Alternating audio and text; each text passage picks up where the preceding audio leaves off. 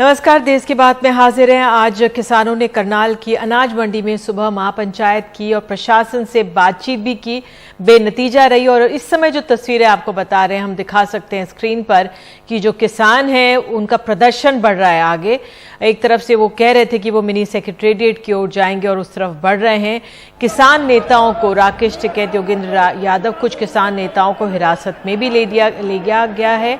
ये फिलहाल किसान आगे बढ़ रहे हैं। और इससे पहले प्रशासन से आपको बता दें, कल से ही कड़े इंतजाम किए हुए थे और 5 जिलों जो है करनाल, कुरुक्षेत्र, पानीपत, जींद, कैथल में इंटरनेट बंद था। धारा 144 सुबह से लगी हुई थी। इसके अलावा लाठी, डंडों और बालों पर प्रतिबंध था। किसानों की मांग रही कि जो करनाल का एसडीएम है उसको बर्खास्त किया जाए। आपको बता दें कि वो एसडीएम का तबादला कर दिया गया था और जिस तरह से उनका जो बयान आया था उस पर आपत्ति जताते हुए ये वीडियो वायरल उनका हो गया था और उनका उसके बाद ट्रांसफर हो गया था। अब किसानों का कहना है कि उन पर मामला दर्ज हो और उनको बर्खास्त किया जाए। तो आज प्रशासन के बुलावे पर 11 सदस्यीय किसानों की कमेटी ने प्रशासन से बातचीत भी की। आपको बता दें, ये जो आप प्रदर्शन देख रहे हैं, जो आगे बढ़ रहा है, किसानों का मार्च हो रहा है, इससे पहले किसानों की एक 11 सदस्यीय कमेटी ने प्रशासन से करीब 2 से 3 घंटे तक बातचीत भी की। अब वो बातचीत कहा जा रहा है कि वो बेनतीजा रही है। तो ये तस्वीरें हम आपको लगातार दिखा रहे हैं। नमस्ते चौक से हजारों की संख्या में किसान आगे बढ़ गए हैं। जो चंडीगढ़, जो जानते हैं करनाल, वो समझ पाएंगे इस स्थिति को। और सुन लेते हैं कि जब ये बातचीत हुई थी उसके बाद क्या कहा है राकेश टिकैत ने। फैसला जनता के बीच में होगा, हरियाणा सरकार को तैयार नहीं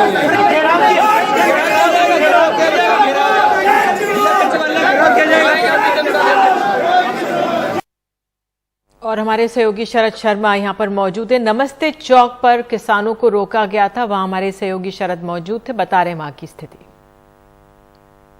मैं करनाल के नमस्ते चौक पर हूं। हजारों किसानों का काफिला जो करनाल अनाज मंडी से निकला था वो अब नमस्ते चौक पर आ गया है।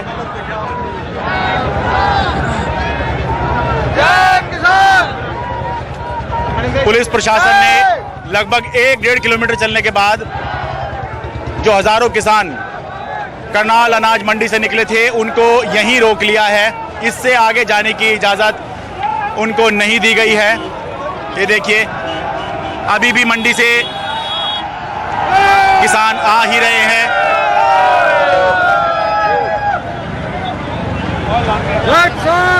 दरअसल किसानों और करनाल प्रशासन के बीच 3 दौर की बातचीत चली, लेकिन बात नहीं बन पाई। किसान चाहते थे कि जो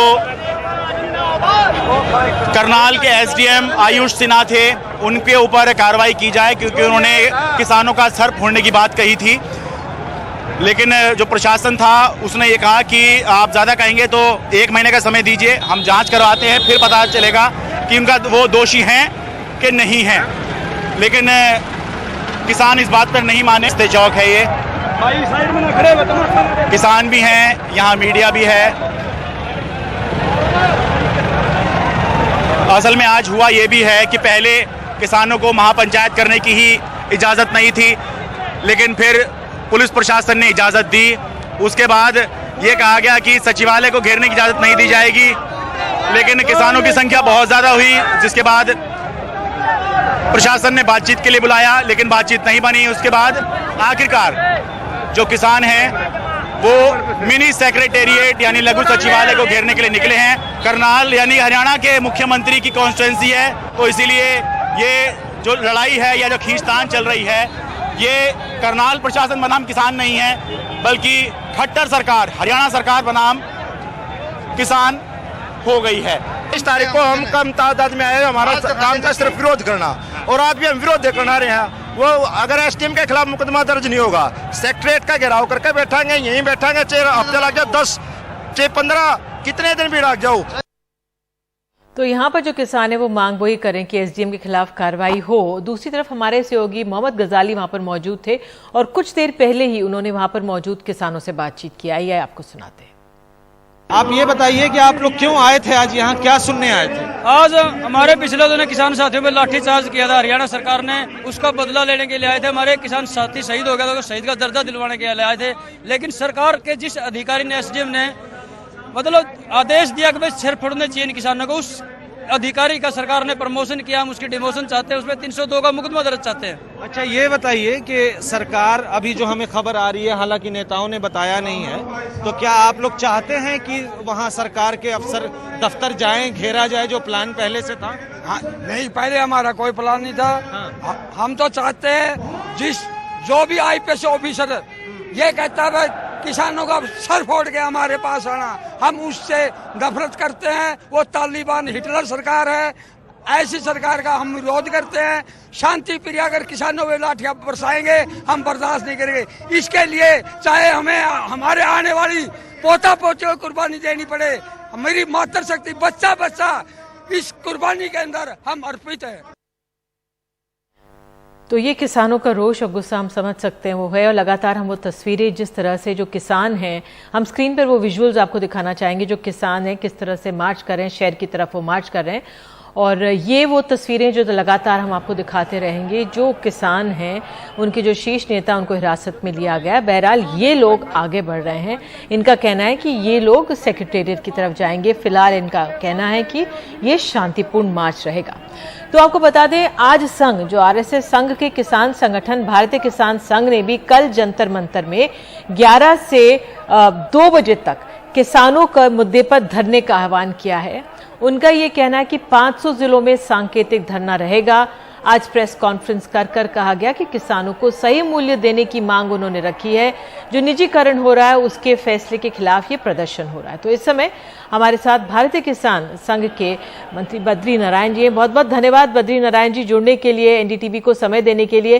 पहले तो मैं सर आपसे यही पूछ लूं, अगर आप देख रहे हैं कि जो करनाल से तस्वीरें आ रही हैं उन पर आप की क्या प्रतिक्रिया है? जो ये किसान अपनी बात सामने रख रहे हैं, प्रशासन से घंटों घंटों बातचीत कर रहे हैं, आप किस तरह से देख रहे हैं किसानों के करनाल में इस प्रदर्शन को?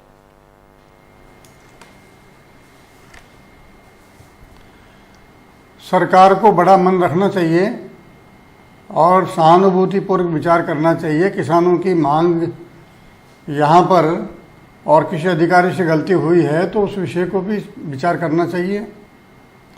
किसान को आक्रोशित करने से और किसान की समस्या का समाधान नहीं होगा। किसान की सहानुभूति अर्जित करने से ही दोनों की समस्याओं के हल होंगे। जी, आपने बहुत बड़ी बात कही कि किसानों एसडीएम पर जिस तरह से कार्रवाई कर दे और किसानों का रोष मोल नहीं लेना चाहिए। आपने भी जो आज एक प्रेस कॉन्फ्रेंस की, किसानों की बात कही, आपने कहा कि किसानों को सही मूल्य मिलना चाहिए, लाभकारी मूल्य की बात आपने कही है, यानी कि नहीं मिल रहा है। तो किसान नीति पर आपको क्यों किसानों के मसले पर प्रेस कॉन्फ्रेंस करनी पड़ी?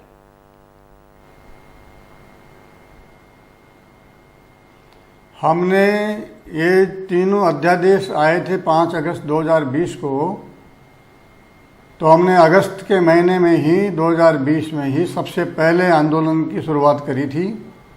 20,000 ग्राम समितियों से प्रस्ताव पारित करके भिजवाए थे और हमने इन तीनों कानूनों का 1.5 महीने तक अच्छी तरह अध्ययन एक्सपर्ट के साथ बैठ के करने के बाद इस नतीजे पर पहुंचे थे कि इनमें आवश्यक संशोधन करने के बाद ये किसानों के लिए हितकर हैं, क्योंकि किसान को एक व्यवसाय और करने का उसमें मौका मिलता है।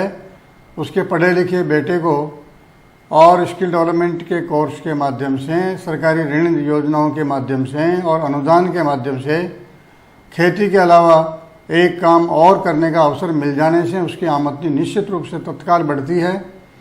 और हम तो ये भी चाहते हैं कि पहले की तरह, पहले 1450 वस्तुएं आरक्षित थी जिनके अंदर कोई भी करोड़पति यानी मीडियम मध्यम श्रेणी के और बड़ी श्रेणी के उद्योगपति पार्टिसिपेट नहीं कर सकते थे। ऐसे लघु उद्योग यानी कुटीर उद्योगों को आरक्षित किया जाए ताकि उनमें केवल और केवल ग्रामीण पृष्ठभूमि के गरीब किसान पुत्र और अपना व्यवसाय प्रारंभ कर सकें। जी जी, आपने ये बहुत अहम बात की है। आपने ये बहुत अहम बात की है। जी, इन तीनों, जी मैं आपसे यही समझना चाह रही थी बद्री नारायण जी कि आपने आज एक प्रेस कॉन्फ्रेंस में व्यापारी अपने हिसाब से फसल खरीदते हैं। और यही तो किसान आंदोलनकारी कह रहे हैं। वो जो व्यापारी आ रहा है, बाहर का बड़ा कॉर्पोरेट कारोबारी उनका खरीदने आ रहा है, आप भी गरीब किसान की बात कर रहे हैं, तो आपके मन में भी वो गरीब किसान की चिंता है और इन किसानों के मन में भी वही गरीब किसान की चिंता है।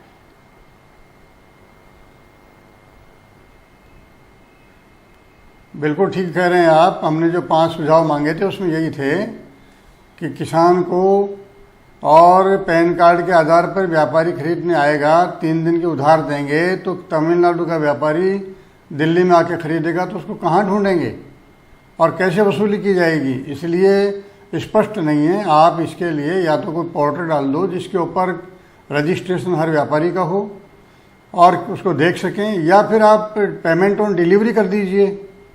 वो पैन कार्ड होल्डर होगा ये हम देख लेंगे, नहीं होगा तो आप गाइडलाइंस जारी करिए। बिल्कुल, लेकिन हम एक चीज उधार दें उसके बाद उसको ढूंढते फिरें। जी बिल्कुल, आप सही कह रहे हैं बद्रीनारायण जी। आपने प्रेस कॉन्फ्रेंस में ये भी कहा कि एमएसपी पर आपने भुगतान जो है वो 6 महीने में होता है, सिर्फ 25% की खरीदारी होती है, 2 राज्यों में होता है। तो ये आपका सुझाव है और आपने कहा एमएसपी धोखा छलावा है, तो आप भी चिंतित हैं यानी एमएसपी को लेकर? ये मेरा आखिरी सवाल है, जो किसानों की भी यही मांग है।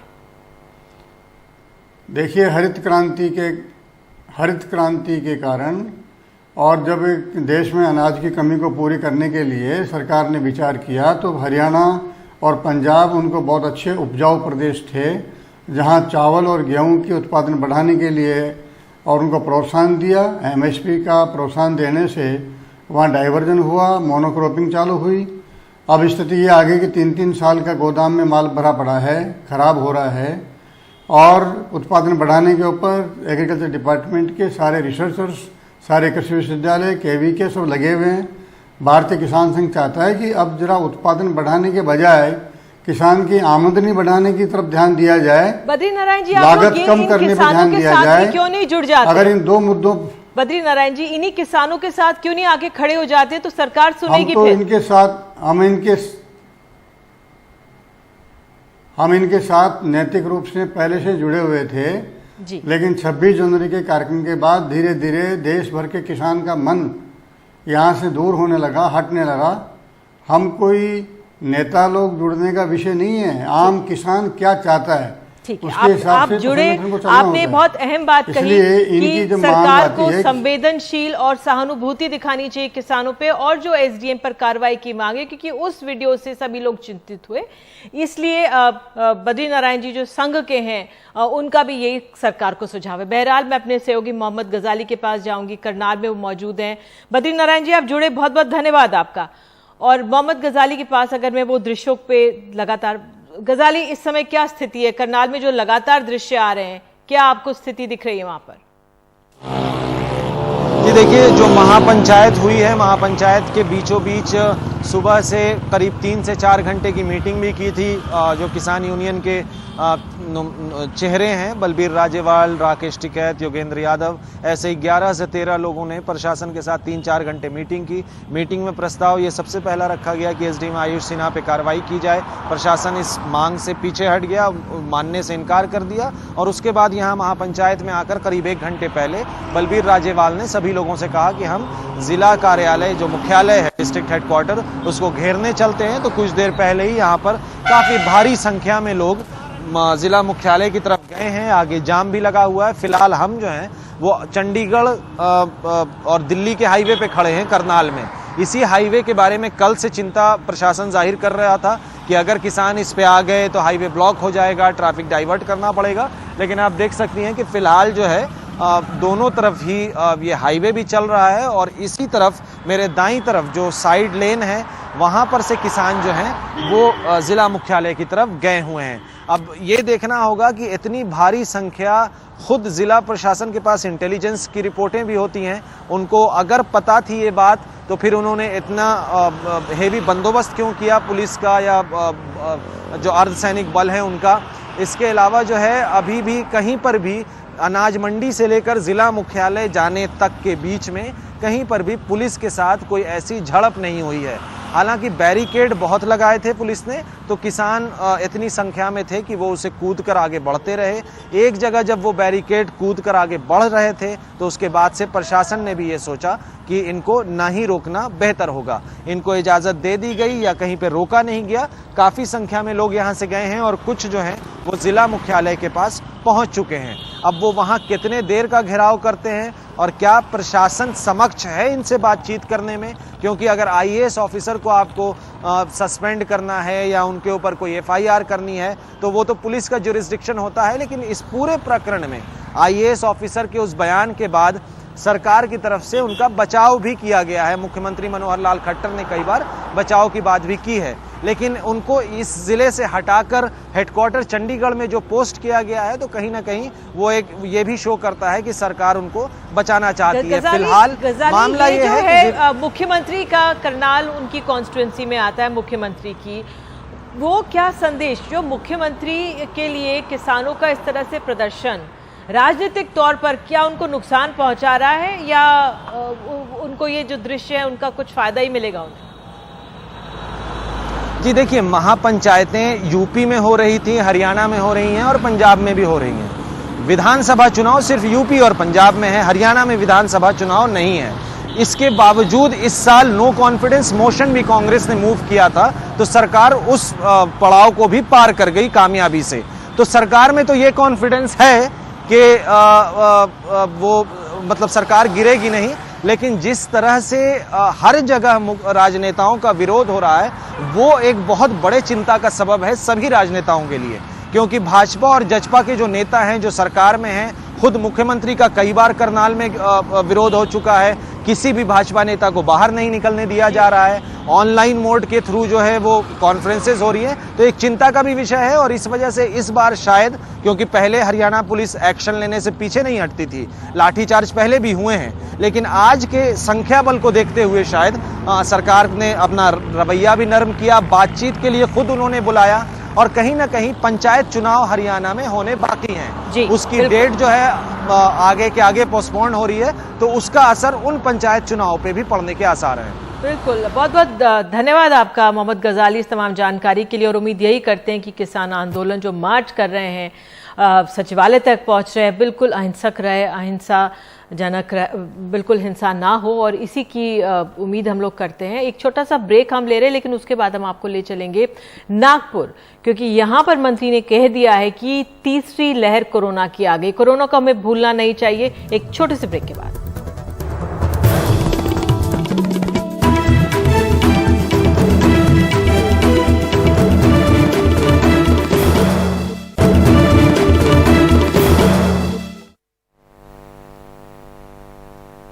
तो देश की बात में खबर महाराष्ट्र से। यहाँ के नागपुर में तीसरी लहर की शुरुआत हो गई है। राज्य कैबिनेट मंत्री नितिन राउत ने यह बयान देकर हलचल बढ़ा दी है। महाराष्ट्र में फिलहाल पुणे, अहमदनगर, मुंबई की तुलना में नागपुर जिला बेहद शांत है, लेकिन लगातार 2 दिनों में डबल डिजिट मामले रिपोर्ट हो रहे हैं। हालांकि राज्य स्वास्थ्य मंत्री ने कहा है कि फिलहाल पाबंदियों को बढ़ाने पर विचार नहीं है। क्या कोरोना की तीसरी लहर महाराष्ट्र में पहुंच चुकी है? राज्य कैबिनेट मंत्री नितिन राउत ने नागपुर में तीसरी लहर की एंट्री की घोषणा की और संकेत दिए कि स्थानीय प्रशासन जल्द ही नागपुर में पाबंदियों का ऐलान कर सकता है। आज डबल के फिगर में हम आ गए हैं, इसका मतलब हमारे यहाँ थर्ड वेव का आगमन हो गया है। उसका मुकाबला करने के लिए हमारा प्रशासन सजग रहे और उस दृष्टिकोण से जल्दी डिजास्टर मैनेजमेंट की मीटिंग यहाँ पर ली जाएगी और कुछ निर्बंध लादने के बारे में हमारे निर्णय हुए हैं, लेकिन उस संबंध में हम जनता के प्रतिनिधियों के साथ चर्चा करके इसका अंतिम फैसला लेंगे। लेकिन कड़क निर्बंध हमको लगाने पर मजबूर होना ही पड़ेगा और वो लगेंगे। दरअसल अन्य हिस्सों की तुलना में अगस्त में विदर्भ क्षेत्र में कोविड मामलों में तेज गिरावट देखी गई थी। अगस्त में सिंगल डिजिट मामले ही रिपोर्ट हो रहे थे, लेकिन बीते लगातार 2 दिनों से डबल डिजिट 11 मामले रिपोर्ट हो रहे हैं। सोमवार का आंकड़ा देखें तो टॉप पर चल रहे पूरे पुणे सर्कल ने 1767 मामले, मुंबई सर्कल ने 728 मामले, नासिक सर्कल ने 953 मामले, कोल्हापुर सर्कल ने 517 तो पूरे नागपुर सर्कल ने सबसे कम 14 मामले रिपोर्ट किए। नागपुर में सिंगल डिजिट मामलों के कारण 17 अगस्त से लगभग सारी पाबंदियां हटा ली गई थीं। अब डबल डिजिट मामलों ने सख्तियों की तलवार फिर लटकाई है। हालांकि राज्य स्वास्थ्य मंत्री ने कहा है कि फिलहाल कहीं भी पाबंदी बढ़ाने पर विचार नहीं, पर बढ़ते आंकड़ों पर सरकार की नजर बनी हुई है। निर्बंध वाढवण्याच्या संदर्भात निर्बंध बढ़ाने को लेकर अब तक मुख्यमंत्री ने कोई विचार नहीं किया है। हम सभी चीजों पर ध्यान दे रहे हैं, कितने मामले बढ़ रहे हैं, कहां बढ़ रहे हैं और क्यों बढ़ रहे हैं, और इसके साथ ही पहले और दूसरे लहर के अनुभव के अनुसार आगे का निर्णय मुख्यमंत्री के सलाह के साथ लिया जाएगा। महाराष्ट्र में दूसरी लहर की शुरुआत विदर्भ रीजन के अमरावती जिले से ही हुई थी। नागपुर सहित 11 जिलों वाले विदर्भ रीजन में डेल्टा प्लस के कुल 25 मामले हैं। रोजाना करीब 800 मामले रिपोर्ट करने वाले अहमदनगर और पुणे की तुलना में नागपुर बेहद शांत है, पर जरा सी बढ़त ने चिंता बढ़ाई है। मुंबई से पूजा भारद्वाज की रिपोर्ट, एनडीटीवी इंडिया के लिए।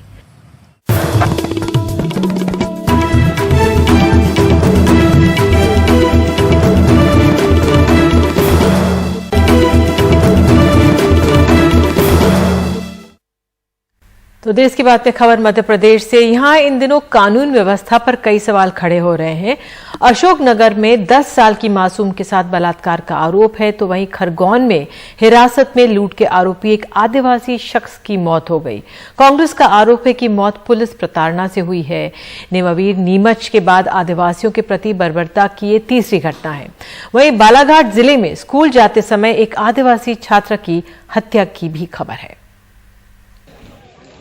ये 3 तस्वीरें मध्य प्रदेश में कानून व्यवस्था की स्थिति पर गंभीर सवाल उठा रही हैं। अशोकनगर जिले में 10 साल की नन्ही बच्ची के साथ उसके परिवार के ही 5 लोगों ने दुष्कर्म किया। ये शिकायत उसकी मां ने ही थाने में दी। कांग्रेस कह रही है एक आरोपी बीजेपी का बड़ा नेता है। महिला ने उसकी बच्ची की ओर से उनके 5 परिजनों के विरुद्ध अपराध दर्ज करवाया। 10 वर्षीय बच्ची है जिसमें पॉक्सो एक्ट की धारा भी लगाई गई है। ये मध्य प्रदेश महिलाओं और बच्चों के साथ अपराध में देश में नंबर 1 हो गया है, और मामा सिर्फ नाम के मामा हैं। अशोकनगर में एक बच्ची के साथ में परिवार के 5 लोग जघन्य कृत्य करते हैं और सरकार और पुलिस कोई कार्रवाई नहीं करती है। क्यों नहीं करती है? क्योंकि जो इस अपराध में लिप्त हैं वो एक वरिष्ठ नेता के खास हैं। सरकार ने विधानसभा के मॉनसून सत्र में सदन को बताया था कि 4 साल में राज्य में बलात्कार के 26,708 मामले दर्ज हुए, जिसमें गैंगरेप के बाद हत्या के 37 मामले थे। इसी दौरान नाबालिगों के अपहरण के 27,827 मामले दर्ज हुए। इन मामलों में 16,038 आरोपी थे, लेकिन 1,353 की गिरफ्तारी नहीं हो सकी।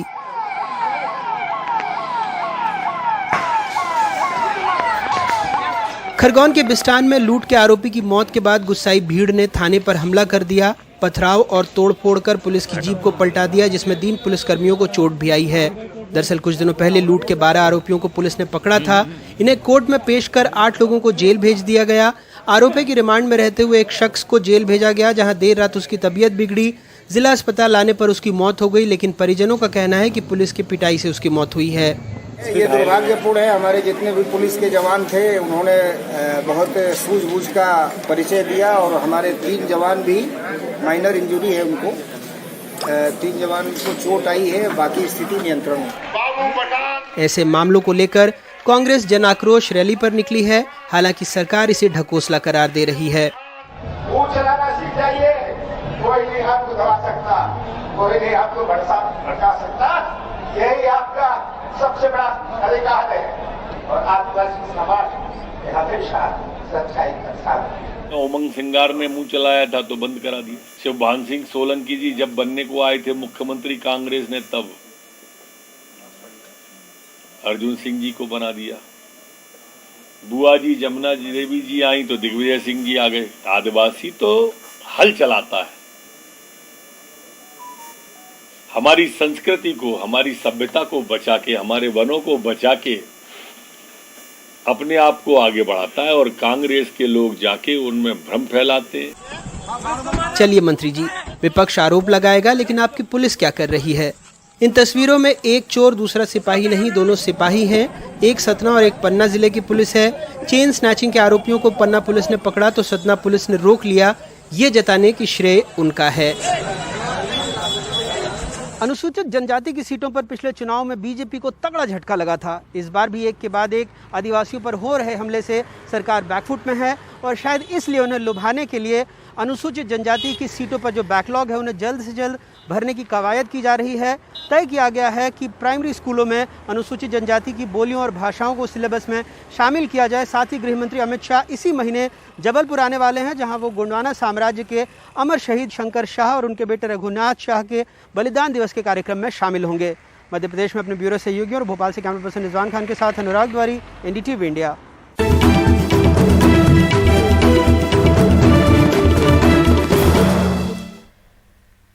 देश की बात में एक बार फिर से करनाल चलते हैं। करनाल में किसानों पर वाटर कैनन का इस्तेमाल किया गया है। इससे पहले आपको बता दें, शहर में घुसने की कोशिश कर रहे किसानों को GT रोड पर रोका गया। ये तस्वीरें करनाल से सुनील हमारे सहयोगी ने भेजी हैं, तो ये आप देख सकते हैं। ये उस समय की तस्वीरें हैं जब सुरक्षा बंदोबस्त पर्याप्त थे और जो किसान आगे बढ़ रहे थे मार्च करते हुए, उनको रोकने की पूरी कोशिश की जा रही थी और वाटर कैनन, पानी का वाटर कैनन का इस्तेमाल यहाँ पे किया गया है।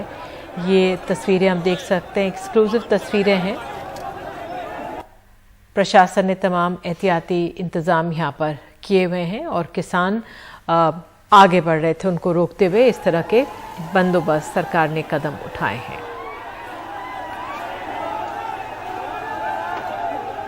और करनाल से इन तस्वीरों के बाद अब रुख करते हैं उत्तर प्रदेश का। बीएसपी अध्यक्ष मायावती ने पार्टी के ब्राह्मण सम्मेलन में कहा है कि अब सत्ता में आने पर वो दलित महापुरुषों की मूर्तियां नहीं लगवाएंगी, सिर्फ उत्तर प्रदेश के विकास का काम करेंगी और ब्राह्मणों पर हुए जुल्म ज्यादती की जांच के उन्हें इंसाफ दिलाएंगी। सम्मेलन में ब्राह्मणों ने शंख ध्वनि और मंत्रोच्चार किया, जय श्री राम के नारे लगे और मायावती को त्रिशूल भेंट किया गया।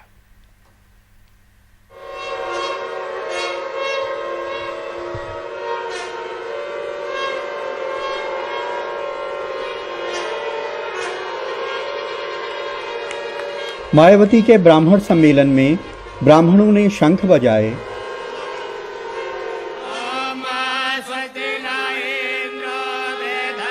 मंत्रोच्चार किए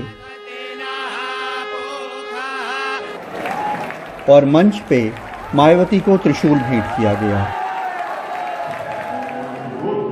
मायावती की पिछली सरकारों में सवर्ण लोगों का एक तबका कहता था कि वो सिर्फ अपनी और अपने दलित महापुरुषों की मूर्तियां लगाती हैं, काम नहीं करती। आज ब्राह्मणों की सभा में मायावती ने उन्हें भरोसा दिलाया कि अब वो मूर्तियां नहीं लगाएंगी, विकास करेंगी।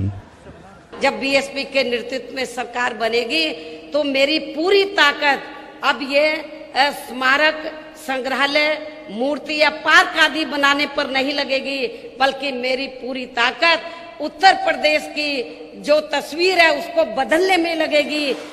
ब्राह्मणवाद से जंग का ऐलान कर बनी बीएसपी में 2007 में पहली बार मायावती ने सोशल इंजीनियरिंग की थ्योरी पेश की थी और नया नारा गढ़ा गया कि ब्राह्मण शंख बजाएगा, हाथी बढ़ता जाएगा। यूपी में 21% दलित, 11% ब्राह्मण और 19% मुस्लिम वोट है। मायावती इनके जोड़ से आगे बढ़ती रही हैं। उन्होंने 2007 में 90 ब्राह्मणों, 88 दलितों और 56 मुसलमानों को टिकट दिया था। 2012 में 74 ब्राह्मणों, 88 दलितों और 85 मुसलमानों को टिकट दिया था। लेकिन 2017 में ब्राह्मण उम्मीदवार कम हो गए। बीएसपी का मानना है कि ब्राह्मणों का एक वर्ग मौजूदा सरकार से नाखुश है, वो उनके असंतोष में अपने लिए जगह तलाश कर रही हैं। ब्राह्मण सम्मेलन के मंच से सतीश मिश्रा कह रहे हैं कि 400 ब्राह्मणों की हत्या हो गई है, उनकी जाति पूछकर एनकाउंटर हो रहा है। मायावती उन्हें हिफाजत की गारंटी दे रही हैं। ब्राह्मण समाज की भी सुरक्षा, सम्मान व तरक्की आदि का सन 2007 में बीएसपी की पूर्ण बहुमत की रही सरकार की तरह ही इनका पुनः पूरा ध्यान रखा जाएगा तथा इनको किसी भी मामले में निराश नहीं होने दिया जाएगा। संकीर्ण मानसिकता व जातिगत एवं राजनीतिक द्वेष की भावना से जो भी गलत कार्रवाई की गई है, तो फिर बीएसपी की सरकार बनने पर उन सभी मामलों की उच्च स्तरीय जांच कराई जाएगी। मायावती ने मंच से दुआ की कि कोरोना या ऐसी दूसरी बीमारियों से मुल्क को निजात मिले। उन्होंने नाम तो नहीं लिया, लेकिन जिस तरह जिक्र किया उससे यही लगा कि शायद वो बिग बॉस फेम ब्राह्मण एक्टर सिद्धार्थ शुक्ला की अचानक मौत पे हैरत का इजहार कर रही हैं। हालांकि अब तो वैसे भी किसी का कोई भरोसा नहीं कि अब कौन स्वस्थ व्यक्ति भी अचानक दुनिया से चला जाए। जैसा कि अभी हाल ही में एक युवा व स्वास्थ्य के मामले में एकदम स्वस्थ फिल्म कलाकार का अचानक मौत के मुंह में चले जाना हमें देखने को मिला है। मायावती ने पहली बार जब दलितों और ब्राह्मणों को साथ लाने की बात कही तो लोगों ने कहा कि एक बहुत बड़ा रिस्क है, इसका नतीजा वही होगा जो एसिड में मेटल को डालने के पे होता है। लेकिन 2007 के चुनाव में मायावती को उसका फायदा पहुंचा। देखना है कि 2022 में इसके नतीजे क्या निकलते हैं। लखनऊ में आलोक पांडे और कैमरामैन राजेश गुप्ता के साथ कमाल खान, एनडीटीवी इंडिया।